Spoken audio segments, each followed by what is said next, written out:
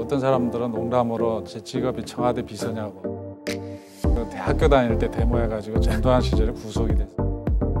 청와대를 들어가는데 함장을 지나가면서 기분이 참 묘하더라고요. 평생 나는 취직도 못하고 살 줄 알았는데 광주형 일자리를 하자라는 한 15일 전에 대통령께 드디어 합의했습니다. 이틀 며칠 날 드디어 협약식을 체결합니다. 이틀 전에 가서 아닙니다 라고 얘기를 해야 되는데 이거 죽을 맛인 거죠. 생각보다 빠르고 승차감이 좋다. 그때 좀 이 방송에 나와서 처음 얘기했는데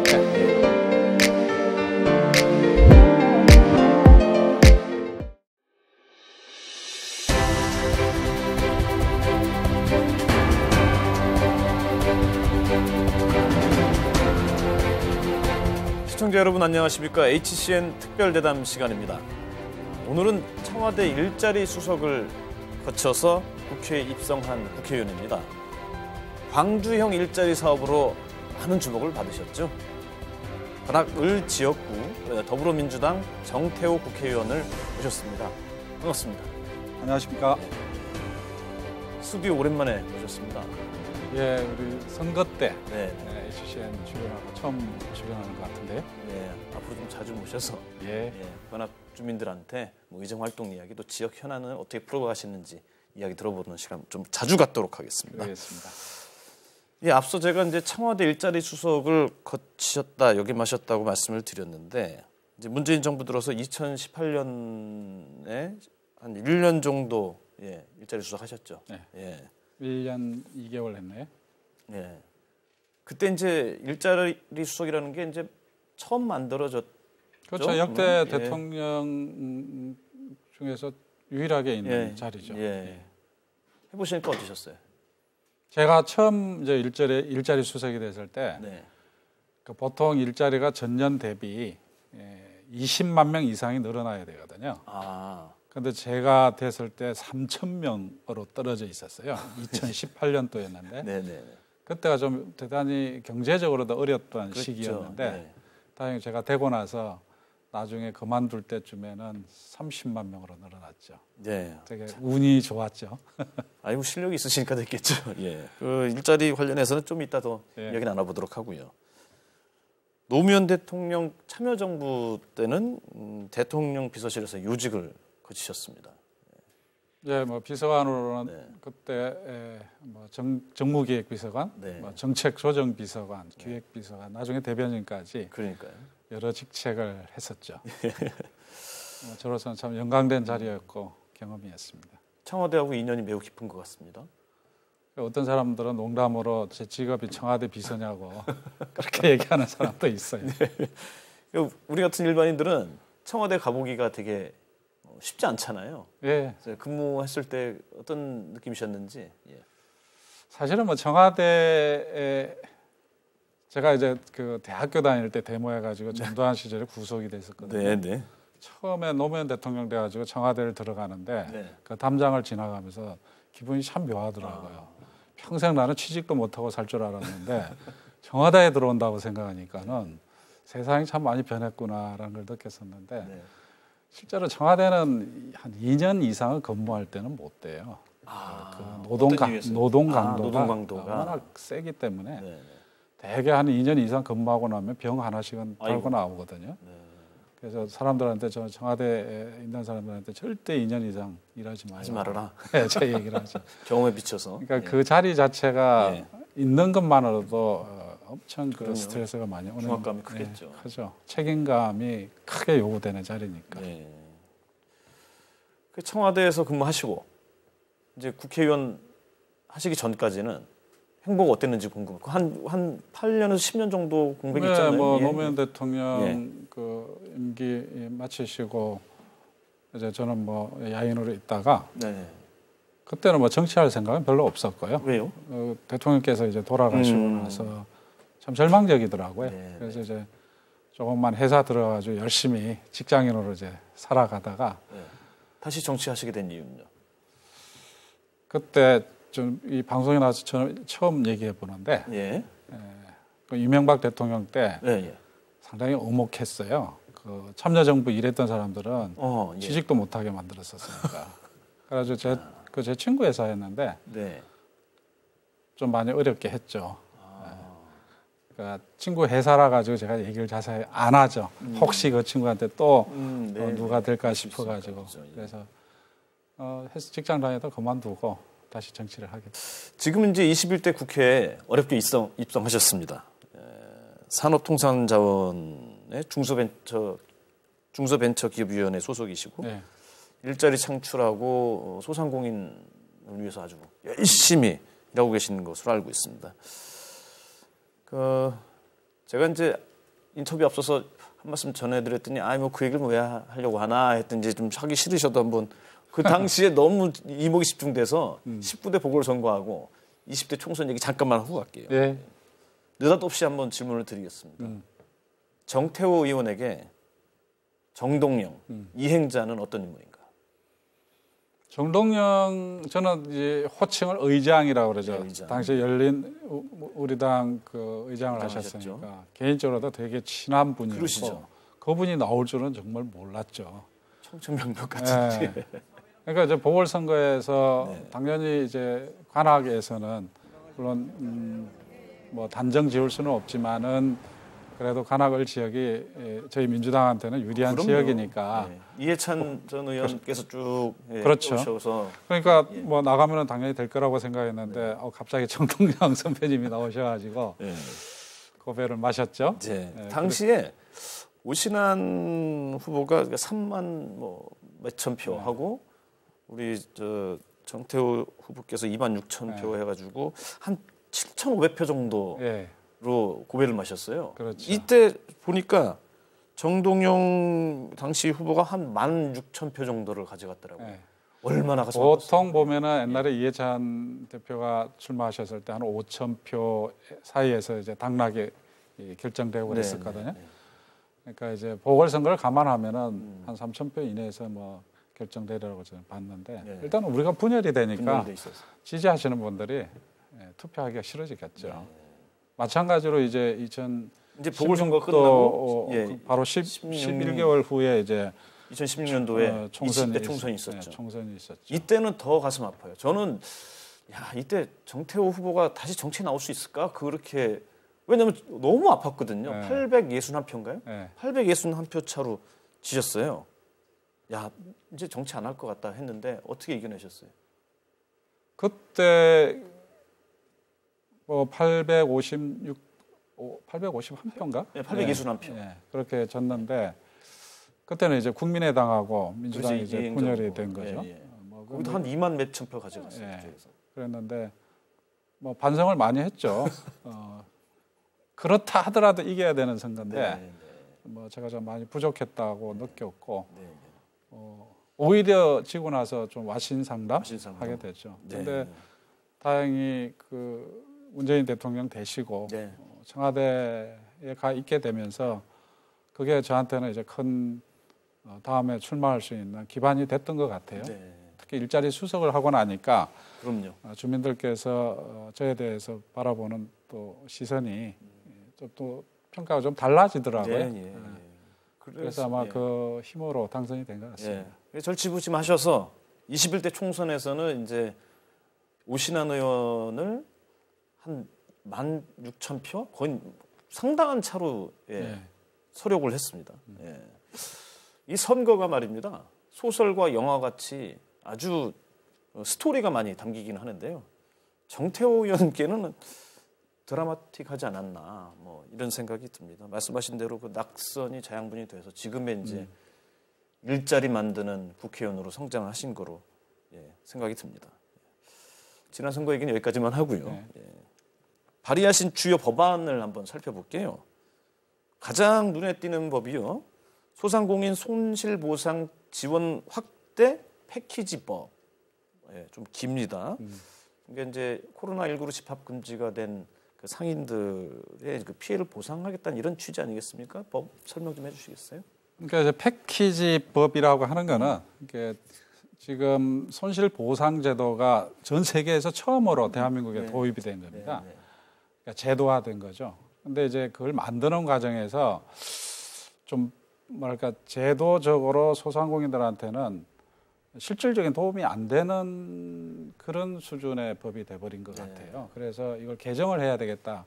그게 이제 소상공인 지원에 관한 법률인데 문제가 뭐냐면은 지금은 우리가 시간 제한을 하고 인원 제한을 그렇죠. 하잖아요. 근데 인원 제한에 대해서 이 정부가 이 손실 보상을 해줄 수 있는 근거가 명확치가 않아요. 그렇죠. 그래서 이 부분을 좀 바꿔줘야 되겠다라는 거 하나 있고, 그 다음에 또 하나는 손실 보상의 규모 자체가 충분하지 않는 그런 법이 된 것 같다라는 판단에서 또 손실 보상 규모를 더 충분히 할 수 있는 방향으로 개정을 해야 되겠다는 생각을 했었고, 두 번째로는 이게 행정 명령을 받은 업종에 대해서 손실 보상이 이루어지거든요. 그런데 그렇지 않고 손실 보상, 그러니까 행정 명령을 받지 않고서도 피해를 입고 있는 그런 산업들이 되게 많아요. 예를 들면 여행업이라든가 공연업이라든가 이런 쪽은 직접적인 규제가 없음에도 불구하고 피해를 많이 입는다. 아예 안 모이니까요. 그래서 그러면 그런 업종에 대해서도 손실 보상을 해줄 수 있는, 아니면 피해 지원을 해줄 수 있는 좀 그 법적인 근거를 명확하게 할 필요가 있겠다는 생각이 하나 들었었고, 또 하나는 이게 손실 보상을 할 때는 감염병에 관한 법률이 있거든요. 그 법률에 의해서 이 손실 보상을 하게 돼 있습니다. 그런데 이제 그 부분도 좀 명쾌하지가 않은 게 있어가지고 이런 것까지 포함해서 전체적인 저로서는 이제 패키지다 해서 이렇게 법안을 발의를 했죠. 지금은 이제 계류 중에 있는 상황이고, 다행히 지금 우리 이재명 후보도 그런 방향에서 얘기를 해주셔가지고 지금 정치권에서는 그게 공론화돼 있는 그런 상황이죠. 이 패키지 법안 빨리 통과돼서 힘들고 어려움에 처한 우리 소상공인 분들 좀 일어나셨으면 좋겠습니다. 저도 똑같은 마음입니다. 자, 여러 법안 발의하셨는데 특히 강조하고 싶으신 거나 또 이 자리를 빌어서 꼭 설명을 좀 할 필요가 있다는 법안이 있을까요? 우리나라 창업지원법을 보니까는 35년 전에 만들어졌더라고요. 제정이 됐는데 전면 개정이 된 게 그동안에 없었어요. 그런데 그 사이에 이제 산업 환경도 많이 바뀌고 또 신산업도 많이 생겨나고 그러기 때문에 이걸 전면 개정을 해야 되겠더라고요. 그래가지고 제가 전면 개정안을 내가지고 다행히 국회 본회의까지 통과가 됐죠. 그래서 그게 가장 큰 보람이 있다고 생각이 들고, 또 제가 뭐 의정 활동에 있어서 제일 중요한 아젠다로 생각하는 게 창업 국가를 만드는 거다. 그래서 지금 우리 지역에도 신립 창업밸리를 이제 만들고 있는 중인데 그런 의미에서 이제 창업지원법이 전면 개정돼서 통과된 게 저로서는 되게 의미가 있고, 그다음에 수소경제법인데 수소경제는 탄소 중립을 위해서 반드시 이 수소경제가 되게 중요한 영역입니다. 그래서 이제 특히 그 수소 중에서도 청정수소, 탄소를 발생하지 않고 만들어지는 수소를 이렇게 인정을 해주는 제도를 도입해야 되는데, 그런 것들이 이제 들어가 있는 수소경제법이 현재 발의가 돼 있죠. 근데 아직 통과는 안 되는데 2월 달쯤에는 아마 통과될 거라고 좀 기대를 하고 있습니다. 수소경제법 놓고 나중에 한번 자리를 모실 테니까요. 이게 매우 중요한 법인데 우리가 실상 당장 먹고 사는 것, 나의 지금의 불편이 무엇인지만 보고 있지 앞으로의 미래를 보기가 지금 전 세계가 지금 수소 경제로 나가고 있는데 문재인 정부에서 수소 경제 선언을 했습니다만 아직 그 본 궤도에 올라가고 있지는 못하거든요. 그래서 이제 제도적인 것들을 많이 좀 갖춰줘야 되는데 일단 뭐 그런 의미에서 제 나름대로 이제 뜻깊은 법안이라고 생각을 하고 있죠. 다시 한번 살펴보는 시간 갖도록 하고요. 창업 국가 아주 좋은 표현인 것 같습니다. 창업 국가. 앞서 이제 일자리 수석 하시면서 아마 국민들도 많이 아실 거예요. 처음 이제 일자리 수석 하시면서 만들어낸 아주 눈에 대표적인 것이 이제 광주형 일자리. 광주형 일자리 많이 들어보셨을 겁니다. 그러니까 이제 임금을 기업이 조금 내고 나머지 이제 복리후생이라든지 이런 것들을 자치단체나 정부에서 지원을 해주는 그렇게 해서 일자리 창출하는 사업으로 알고 있는데, 우선은 이제 그 자동차 뭐 하나 만들어진 거 있죠. 그 얘기는 좀 이따 하고, 광주형 일자리를 만들게 된 이유, 그거부터 좀 먼저 설명해 주시죠. 제가 기억이 정확하지는 않은데 2017년 가을쯤에 광주에 계신 분들이 저를 찾아왔어요. 제가 청와대 그때 정책 기획을 하고 있던 시기인데 광주형 일자리를 하자라는 겁니다. 내용이 뭐냐 그랬더니 이제 노사 민정이 대타협을 통해 가지고 광주에다가 현대자동차를 유치하는 이 얘기인 거죠. 네. 그래서 이제 쭉 살펴봤더니 대통령께서도 광주에 가셔서 그 당시 후보 시절에 그 말씀을 많이 들으셨더라고요. 네. 그다음에 이제 그 당시에 광주시장도 선거에서 공약으로 내기도 하고 네. 그래서 쭉 살펴봤더니 이가 대한민국의 미래 경제를 위해서 반드시 해야 될 일이다. 그래서 살펴보니까 독일에서 그게 대표적인 네, 그런 사례들이 있더라고요. 예, 예. 그래서 근데 이분들이 저를 현대 자동차를 소개를 좀 해달라는 거예요. 근데 이게 바로 소개를 했다가는 일이 안 될 것 같더라고. 그래서 제가 따로따로 계속 좀 만나봤어요. 예. 왜냐하면 이제 광주시가 있고 또 광주에 노동계가 있고 그다음에 이쪽에는 현대가 있고 그런 상황인데 이 요구 사항과 현대가 들어줄 수 있는 게 안 맞으면 못 하는 거잖아요. 그렇죠. 섣불리 이렇게 만났다가는 깨져버리면 다음에는 추진은 불가능해지잖아요. 그래서 이쪽 양쪽 얘기를 쭉 들으면서 어느 시점에 이제 만날 수 있겠다 싶어가지고 만나자 해가지고 이제 서울의 모처에서 매주 화요일 날 만나서 이제 협상을 했죠. 그래서 했는데 이게 합의되고 깨지고 합의되고 깨지고 심지어 문재인 대통령 일정까지 잡아놓고 이틀 전에 깨지고 막 그렇게 됐죠. 그래서 한 1년 6개월 걸렸어요. 맞아요. 그래서 참 마음고생이 심했죠. 일주일 한 15일 전에 이제 대통령께 드디어 합의했습니다. 몇 월 며칠 날 드디어 협약식을 체결합니다. 근데 이틀 전에 가서 아닙니다라고 얘기를 해야 되는데 이거 죽을 맛인 거죠. 가서 말도 못하겠고. 근데 대통령께서 이게 쉬운 일이 아니다. 그럼요. 정말 인내심을 가지고 해야 된다. 그 얘기를 하시더라고요. 그래서 다시 힘을 얻어가지고 시도를 했는데 한 3번 깨지고 마침내 이제 협약식을 체결했는데 이게 최근에 캐스퍼 대박이 난 그래서 거예요. 만들어낸 그 자동차가 캐스퍼. 타보셨어요? 저는 타는 봤어요. 타보셨어요? 타봤는데 제 차를 타본 게 아니고 광주에 가가지고 공장에 가서 첫 번째로 생산된 차가 전시가 돼 있더라고요. 네. 그걸 타봤죠. 승차감 어떻습니까? 운전을 안 해봤으니까 알 수는 없고 타기만 해보시면 차가 너무 예뻐요. 예쁘고. 시중에 좀 다니더라고요. 고속도로 같은 데서 가끔 보는데 다른 사람이 저한테 이게 저기 캐스퍼 간다. 그러면 이제 보면은 차가 되게 예쁘고 잘 만들었다 그런 생각이 들죠. 아마 사양도 되게 고급 사양으로 된 것 같아요. 그렇게 비싸지 않고 또 사양도 좋고 살려면 대기가 상당하다는. 지금도 뭐 몇 개월 대기를 해야 된다 그러더만요. 그런데 그게 제가 한 2달쯤 전에 가봤어요. 공장에 가봤는데 그 직원들이 평균 나이가 28살 정도밖에 안 된다 그러더라고요. 그렇습니까? 그러니까 전체적인 직원들 한 600명이 지금 일을 하고 있는데 올해 한 500명을 더 추가로 고용을 한다고 그럽니다.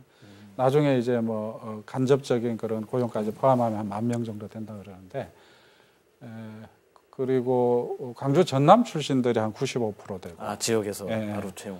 그러니까 광주 전남 입장에서 보면은 좋은 일자리가 확실하게 만들어진 거죠. 자, 경제가 잘 돌아가려면 아주 단순하게 얘기를 하면 우선적으로 일자리가 많아야 되는 거 아니겠습니까? 그렇죠. 우리나라 일자리 구조를 뭐 간단하게 이렇게 설명할 수는 없죠. 매우 복잡 다양한데 고용 창출에 대한 고민이 많은 일자리 수석 출신, 일자리 만드는 국회의원 입장에서는 어떻게 보세요? 시원하게는 안 됐지만 어느 정도 일자리 정책에서 성과는 있다. 잘 선방하고 있다. 코로나가 없었으면 그 성과는 더 많이 늘어났을 텐데 코로나가 터지면서 그 정책이 많이 어려워졌죠. 성과를 내는 게. 그러나 지금 시점에서는 이제 코로나 터지기 전에 고용 상황으로 거의 99.9% 이제 그 회복이 됐어요. 근데 이제 좀 안 되고 있는 게 딱 있어요. 이거는 우리가 좀 주목해야 될 부분인데 35세에서 45세 여성들이 직장으로 못 돌아가고 있어요. 그러니까 다른 쪽은 많이 회복이 되고 있는데 이쪽이 제일 안 되고 있는데 경력 단절 여성. 그렇죠. 예. 이게 왜 그러냐면은 돌봄 시스템이 맞아요. 충분히 안 갖춰져 있어요. 다 이제 묶여 있지 않습니까? 그렇죠. 보육이라는 것. 그러니까 아이들을 이제 돌봐야 되니까는 이 30에서 45세 여성들이 직장으로 다시 돌아가지를 못하는데 이게 오래 가면은 경력 단절이 되잖아요. 네. 그래서 이 부분에 저는 정부가 더 많은 관심을 좀 기울여야 된다. 그렇게 이제 정부에도 촉구를 하고 있죠. 그 일자리 또 고용 창출 뭐 이런 얘기하다 보니까 우리 지역의 관악구의 또 기쁜 소식이라고 생각이 됩니다. 제가 개인적으로 정태호 의원께서 공을 많이 들였던 것으로 알고 있어요. 그래서 한 말씀 해주시는 게 벤처기업 육성 촉진지구로 지정이 됐습니다. 네. 그래서 일하기 좋은 또 기업하기 유리한 지역으로 성장할 것 같은데요. 그 전망을 어떻게 보십니까? 지금 이 정부가 벤처기업 육성 촉진지구로 지정했다라는 거는 이번에 강남하고 이제 관악구를 지정을 했잖아요. 네. 강남은 원래 뭐 벤처가 워낙 많은 데니까 그렇죠. 뭐 당연하다고 생각하는데 관악구가 들어갔다라는 거는 정부가 인정을 했다라는 거거든요. 관악구의 가능성은. 네. 그러니까 지금 관악구와 서울대와 그다음에 지금 여기에 KT, 우리은행, 국민은행 등 그다음에 이제 서울시에서 하는 캠퍼스타운이라고 있습니다. 네. 100억을 지원받는 사업인데 이런 것들이 이제 유치가 되면서 또 그 조금 전에 얘기했던 그 민간 기업의 투자가 이루어지면서 그 가능성을 높인 거죠. 거기에 이번에 정부가 여기를 벤처 촉진지구로 지정을 해줌으로써 날개를 달았다 이렇게 얘기할 수가 있을 것 같고요. 앞으로 또 전망이 되는 거는 지금 중기 벤처부에서 하는 창업 보육 센터라는 게 있습니다. 그것도 저희들이 좀 유치할 계획을 가지고 있고 최근에는 여성 벤처 협회에서 관악구를 여성 벤처의 그 메카로 만들겠다. 네. 그래서 한번 관악구하고 같이 한번 해보자. 이런 제안도 저희들한테 직접 오고 그럽니다. 그래서 이런 흐름을 놓고 보면은 제가 궁극적으로 저희들이 목표로 하는 거는 관악구의 벤처 창업 기업을 한 1000개 이상을 유치하는 걸 목표로 하고 있는데 이 흐름으로 가면은 저는 뭐 충분히 가능하다고 보죠. 근데 이게 단순하게 이거는 이제 관악구 전체로 보면은 새로운 사실 여태까지 관악구라는 건 경제가 없었잖아요. 그럼 자영업 하시는 분들밖에 소상공인 없잖아요. 중심으로만 그렇죠. 이루어졌죠. 근데 관악구에 이제 경제가 생기는 거죠. 네. 그야말로 미국의 실리콘밸리, 스탠퍼드 대학 옆에 있는 실리콘밸리가 대한민국의 관악구가 대한민국의 실리콘밸리가 되는 거죠. 이런 이제 우리의 비전을 이제 가지게 되고 그렇게 되면은 여기에 이제 유동 인구도 많이 늘어나고 비즈니스가 이루어지면은 이 지역에 계시는 소상공인 여러분들도 같이 이제 영업하기가 되게 좋아지는. 그렇게 보면은 이제 관악구 전체적인 경제 수준이 올라가는 이런 비전을 저희들이 가지고 있죠. 그런 의미에서 이번에 벤처 촉진지구 지정은 저희들로서는 큰 성과다 이렇게 얘기할 수 있죠.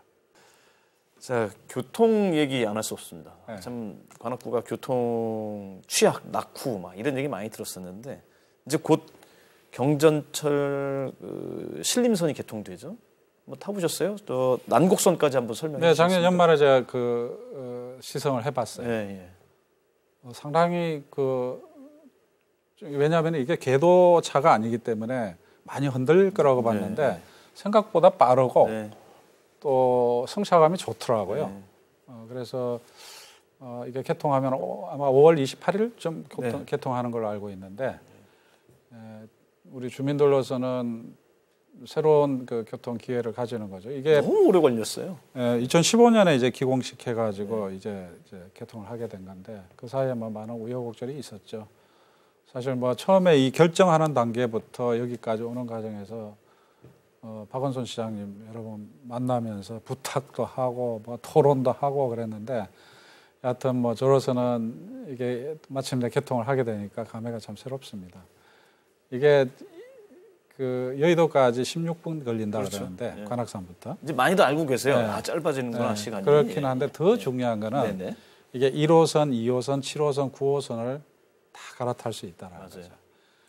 제일 안타까웠던 게 뭐냐면은 우리 지역에서 바깥쪽으로 새벽에 출근하시는 분들이 많아요.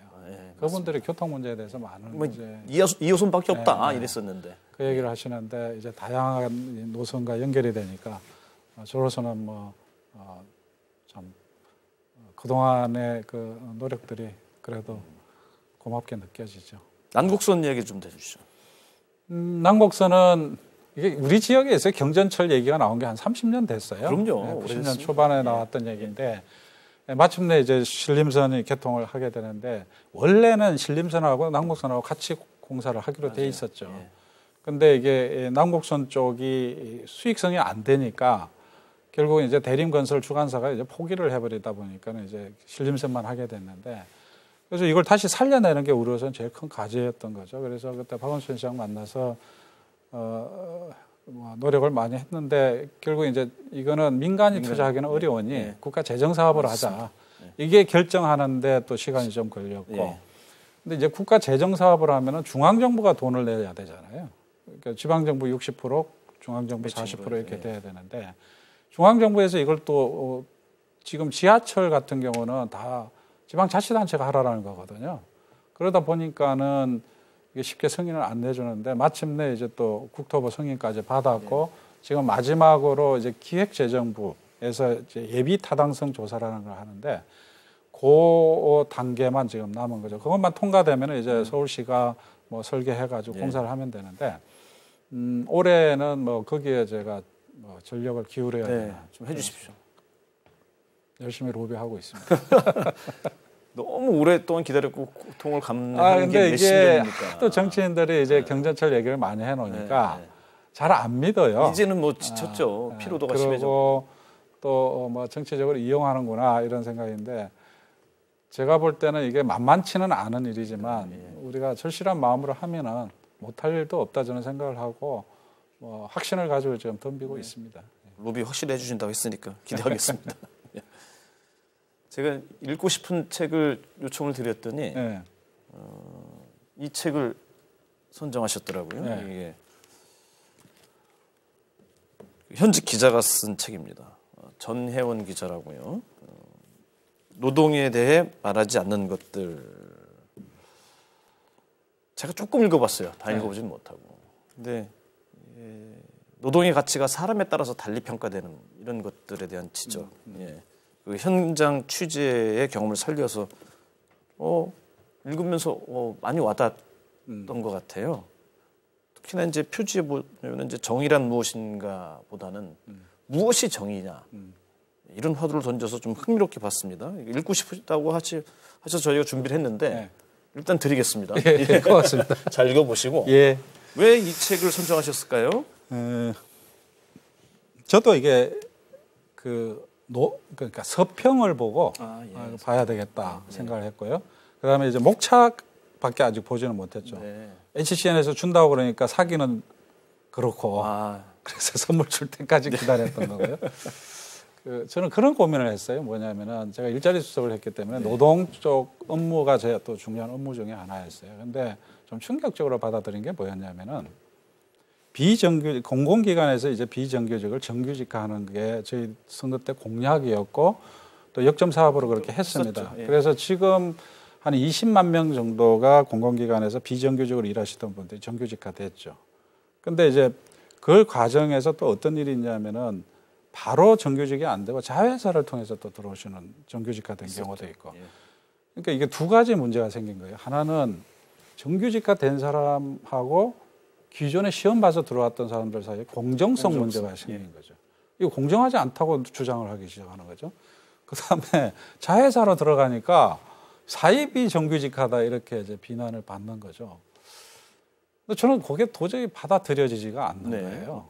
왜 그럴까? 지금 비정규직으로 일하고 있는 사람들은 이게 언제 잘릴지도 모르는 그 불안감에 살아가고 있는데 그분들에게 안정된 직장을 주는 것이 왜 불공정하고 또 사입이고 이렇게 비난받아야 될까? 정말 선한 의도를 했는데 이제 그 고민에 빠진 거죠.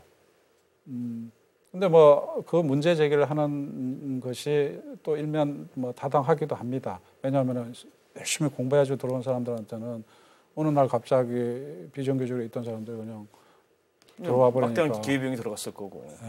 그러니까 이해는 되는데 좀 거시적으로 보면 우리 사회가 가야 될 길이 이 길이라면은 좀 뭔가 그런 부분에서 타협이 필요할 수 있지 않냐 이런 고민을 저는 많이 했었고요. 두 번째로는 디지털화 사회가 되면서 네.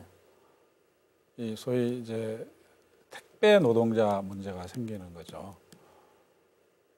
무한대의 노동이 강요되는 심지어 뭐 새벽 배송까지 해서 그런데 이분들이 보면은 노동자냐 자영업자냐 이 논란이 생기죠. 왜냐하면 자기 오토바이로 하니까 네. 법적으로는 개인사업자고 실제로는 노동을 통제받고 있는데 사실상 노동자나 똑같고 네. 이런 법적인 문제가 또 생기는 거고 그다음에 그분들에 대한 보호의 장치가 과연 노동법으로 가야 되냐 어디로 가야 되냐 이런 문제가 생기는 거죠. 이런 고민들이 저한테 계속 쌓여가는데 어느 날 서평에 이 책이 소개가 된 거죠. 아 여기에 뭔가 답이 있을 수 있겠다. 네. 그래서 지금 이 책에 대한 큰 기대를 가지고 있는데 어제도 제가 여기 나오기 전에 인터뷰 준비하면서 한번 그 서평을 다시 한번 봤어요. 지금 이 시대가 던지고 있는 노동 문제에 대해 그 문제 의식이 네. 되게 날카롭고 또 나름대로 본인이 현장에서 취재한 경험을 가지고 나름대로 답을 던지고 있는 그런 책이라서 한번 저도 꼭 읽어보고 싶고 네. 또 권하고 싶었습니다. 마지막으로 우리 관악구민과 HCN 시청자 여러분께 당부 말씀 하나 해주시겠어요? 예, 우선은 코로나 잘 극복해 나가고 있고 또 잘 협력해 주셔가지고 대한민국 방역이 세계 최고의 방역으로 자리 잡을 수 있게 된 거 그 감사한 마음이고요. 국민들과 주민들께 감사하다는 말씀 드리고 싶고 개인적으로는 또 제가 어려운 과정을 통해서 국회의원이 됐는데 제가 국회의원이 되고 나서 지역을 다니면서 저보고 지지하셨던 분들이 뭐라고 말씀하시냐면은 당선돼 줘서 고맙습니다 그러더라고요. 예. 그러니까 보통 그냥 축하합니다 하고 끝내는데 네. 당선돼 줘서 고맙다라는 말씀을 드리니까 그 얘기를 참 많이 들었어요. 그러니까 얼마나 그 안타까운 마음으로 바라봤을까 그런 마음이 드는 말씀이었는데 정말 보답해드리고 싶다. 그래서 제가 제 정치 구호가 성과 내는 정치입니다. 네. 성과로서 우리 주민들의 기대에 어긋나지 않게 좋은 정치로 보답해드리고 싶습니다. 성과 내는 정치. 예, 정치. 예. 우리 사장님이 좋아하실 것 같은데 성과. 그래요. 농담이고요. 예. 예, HCN 특별대담 오늘은 관악을 지역구 더불어민주당 정태호 국회의원과 소상공인 손실보상 지원 확대 패키지법 이런 비롯해서 국회의 의정활동 이야기 나눠봤고요. 또 우리 지역에 이제 벤처기업 육성하겠다 이런 말씀. 특히나 이제 소상공인의 그 피해와 고통을 덜어줄 수 있도록 열심히 일하겠다는 이런 말씀을 좀 들어봤습니다. 일자리 잘 만드는 국회의원 돼주시고 아까 말씀 중에 창업 국가 꼭 목표 이루었으면 좋겠다는 말씀. 진짜 힘내주셔야 됩니다. 예, 그러면 열혈 지지하시는 분들께 가슴 깊이 나오는 말씀 꼭 새기시고 열심히 일해주시길 당부드리면서요. HCN 특별대담은 여기서 마무리하도록 하겠습니다. 시청해주신 여러분 고맙습니다.